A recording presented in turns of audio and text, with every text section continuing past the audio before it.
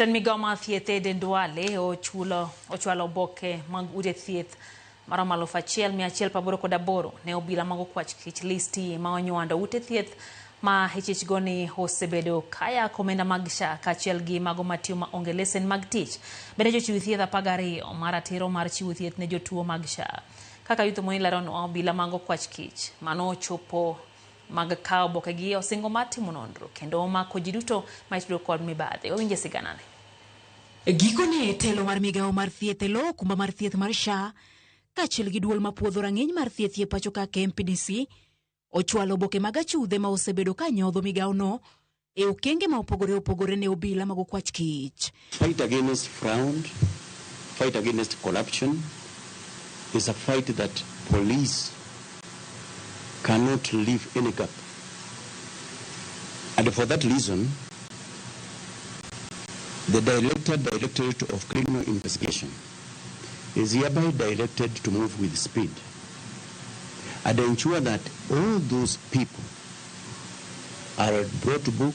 We shall investigate the matter very, very promptly and make sure that all the culprits are identified and prosecuted regardless of their social status. E kwan mag oboke 1,188 mag ute thieth ma Duale ochwalo, 998 gin ma owuok kuom duol mapuodho rang'iny mar thieth KMPDC ka 190 to owuok kuom okumba mar thieth mar SHA. E obok ma SHA ochwalo, 24 gin mag ute thieth ma gisetimo ne nonro magitieko, 61 nonro pod ne dhi nyime, ka 105 to gin ma duol mapuodho rang'iny mar thieth ne oro to ni kod orak gi SHA. SHA is submitting files for 190 facilities, and these facilities are categorized into 3. Category 1 are 24 facilities. The cases, which are the cases with concluded evidence of fraud.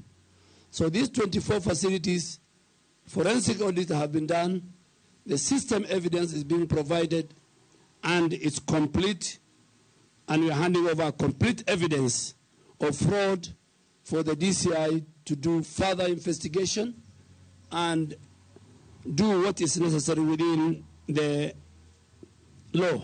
E list mar Duale, bende jochiw thieth 12 itudo gi nyayo kuom omenda mar SHA kendo magi lisen mar chiwo thieth ne jotuo mag SHA. In recent weeks, both the Social Health Authority and the Kenya Medical Practitioners and Dentists Council and the Clinical Officers Council have taken decisive action against fraudulent and non-compliant healthcare providers.